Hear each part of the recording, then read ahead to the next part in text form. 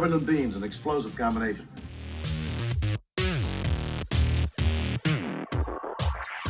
I hate to admit it to you guys, but I'm 39 years old and I've never watched any of the Star Trek movies. You see, my brother is 6 years older than I am, so when we were kids, he would come into the living room, kick my ass, take the remote control, and change it to Sci-Fi Channel. Philadelphia, right? Yeah, my ass. And I would, of course, run to my room and pout. I hated science fiction my whole childhood. I liked Star Wars, but that was kind of mandatory being a child born in the 80s. You had to like Star Wars. It wasn't until the last 10 years or so ago that I started getting into science fiction. I realized sci-fi is a lot more than just aliens in space. Sci-fi is a clandestine storytelling of complex social and political issues, but told with extraterrestrial beings, so mass audiences won't be offended. Sci-fi is a great use of story narrative and a genre I've come to love. And although I've watched many sci-fi movies over the last decade, I still have yet to tackle the elusive white whale that is Star Trek. All 15 movies viewed on their Blu-ray release, this is what it's like to watch Star Trek for the very first time. By far my favorite of the first three Star Trek movies, today we are talking about Star Trek III, The Search for Spock, directed by Spock himself, Mr. Leonard Nimoy. The third film picks up right after the events of the second film, but again, the theme of this film is completely different from the first two. The first film being a theatrical visual experience, the second film being a lower budget, more vignette shot television experience movie, and the third film being a fantasy adventure about exploration. In the second movie, Spock dies. They have a funeral, Kirk gives a whole speech, the whole 9 yards, and yet somehow in the third, he's still alive. The Genesis project from the second film somehow brought Spock's body back to life as his casket was resting on the planet where the Genesis project was doing its transformation. Spock's Katra, or spirit or soul, if you will, is now in Dr. McCoy via a mind meld at the end of the second movie. And McCoy is now looked at as being completely nuts, or as Kirk put it, more fruitier than a nut cake, which I fucking love that line. It's obviously more nuttier than a fruit cake, but I love it. In the second film, I realized that my favorite character so far to this point is Dr. McCoy, and I was disappointed to know that Bones' body had been taken over by Spock's Katra. However, he got off a few really good lines as Dr. McCoy throughout this film. Him telling Kirk, "You do what you always do," turning certain death into a chance for life.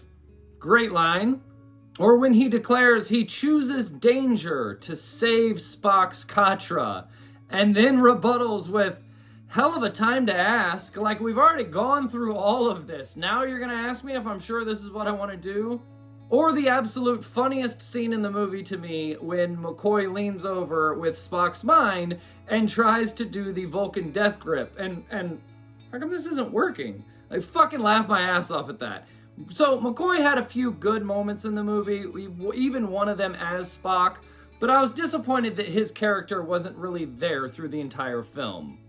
Captain Kirk is somehow even more of a badass in this film, as in the second film he was wearing reading glasses and damn near on a walker, and in this movie, somehow during a fighting scene, he's doing backflips with a body stunt double. A little ridiculous, but nonetheless. I'm not sure how he regenerated his youth, but I am glad that it happened, as the old man story wasn't really fitting to his character. He's a badass, keep him a badass. I get that the old man thing was good for just the second film, but now that you got 15 of them to make, keep him a badass, and they did. He is also a little more of a rogue in this film, going against the Federation's demands, and he just up and hijacks the Enterprise. He's threatened that he will never sit in a captain's chair ever again. He even cons Scotty into sabotaging another Federation ship, and ultimately has to decide to destroy the Enterprise. I know I'm clueless about the backstory of the character, but all of that seemed a little out of character for our heroic leader. However, maybe I'm wrong, as his son even had a little bit of do whatever the hell it takes with the Genesis Project. They mention in the film that the Genesis Project is a highly debated topic, as it's essentially the power of God to create a planet, which draws a parallel to the time of the Cold War in 1984, and atomic power, the same kind of destructive power, not creating something but destroying something like that, the power of God. It's highly debated, and they draw parallels between the two throughout the film, mentioning that it is a very debated topic. The power to create, or in real life, destroy a planet, should man have that power. Kirk's newly found son in the second film dies in the third film, so easy come, easy go, I guess. However, Shatner's acting to the news of his son's death, he kind of trips over a step and falls into his chair. It's really great acting. I understand now, William Shatner is a really good actor. Never knew until this. He has a huge back catalog, and I know he's been in all kinds of stuff, but I never really knew. He's a really good actor. He is still portrayed in this film as a great leader and an immediate decider, and he has the entire respect and support of his entire crew. You can tell that the whole TV series, he was a great leader, and these people respect him very much. Downsides of the movie. All of the hand-to-hand combat fighting is pretty terrible. It's badly choreographed, even worse executed. Did I happen to mention that Captain Kirk is doing fucking backflips? It's not the best hand-to-hand fighting that I've ever seen in a film. The Klingon dog in the film was, I felt, a poorly executed puppetry, and I felt like it was pointless until the dog died and I realized it was only there to evoke emotions and make you feel bad. But it didn't look realistic enough. It was a Klingon, a rough fighting dog. How are you going to feel sympathy for that dog dying? I think that whole storyline could have been removed. I didn't dig it all that much. Things I loved about the movie. First of all, Christopher Lloyd is the Klingon antagonist in this picture. I fucking love it. He is a great comedic actor who I will always know as Dr. Brown. However, currently I am watching the entire complete series of Taxi, the television show, in which he plays a pothead, stoned out, spaced out druggie named Reverend Jim. He is a great comedic actor. It's really cool to see him in a serious role, and it's even cooler to see him doing a really good job at that role. Second thing I love about the film, the visual special effects. Once again, so cool. The cloaking device on the Klingon ship, a great special effect. Was then, still is now. Just watched it on Blu-ray, I'm like, that looks fucking cool. You can tell that it's there, but not there. It's a really cool special effect. The stage sets for the Genesis planet, having giant cacti in snow 100 yards away from desert. I think it looked really cool. I think it was very believable and very realistic for what it is. I mean, obviously it's a fake set, but it looked really good. And once again, ILM gets huge kudos from me. Industrial Light and Magic was the go-to in 80s, 90s, even 70s for special effects. And their models in this one are above and beyond. The docking station of the Enterprise coming in, that whole model looked fucking fantastic. They just have always done such a very good job in movies.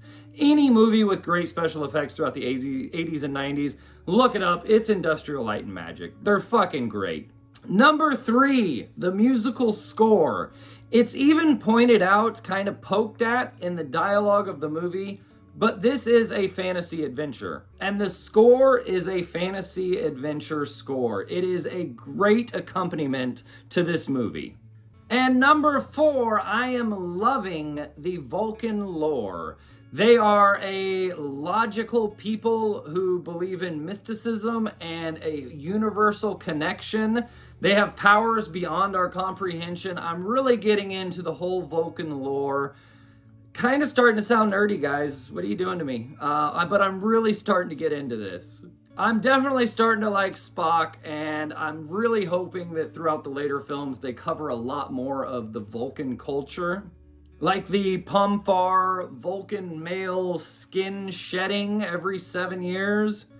What the fuck? That's really interesting. Let's see more of that. I am very thankful that this film pretty much filled me in on what a mind meld is. I feel confident knowing kind of what it is now. But yeah, I'm really getting into the Vulcan lore. You know, the death grip, the live long and prosper, all of this stuff. I'm really liking it. I'm eating it up, Gene Roddenberry. I'm eating it up. And last but far from least, I am loving Leonard Nimoy's directorial style. It's a lot of really close-up shots that add a lot of intensity. The mind meld scene was really intense. He uses a lot of interesting framing. His conversation between Spock and Kirk at the end of the movie, the framing just, it felt innovative and new. I really liked his directorial style in this, and clearly I'm not the only one, as I looked at the fourth and he got the job to direct this one too. So clearly I think he did a good job and everyone else did too. Spocking of which, see what I did there? I'm gonna go watch the fourth film, The Voyage Home. And it looks like it picks up right at the end of 3, which I think that's really cool. So we had the first one that was a standalone feature film, and then 2, 3, and 4 are all one storyline. I don't know if 5 continues in that same fashion, but essentially we've got a trilogy amongst these 12 movies, 15 movies if you count the last 3. I think that's really cool. It looks like it picks up right at the end of this one, right at the end of 3, as here is the tagline. Branded as fugitives by the very Federation they swore to protect, the crew of the USS Enterprise dutifully returns to Earth to face charges for crimes committed in the course of rescuing a resurrected Spock. But en route, it is learned that Earth is being ravaged by a strange alien probe demanding a response from a life form that no longer exists. Commandering a captured Klingon bird of prey, Kirk and his crew bend time and space to save Earth, rediscover the meaning of friendship. Fucking really?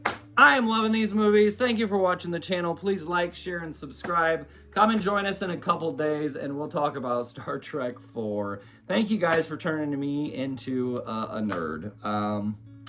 Hey, it is what it is. You like what you like. Thank you for watching. We'll see you next time.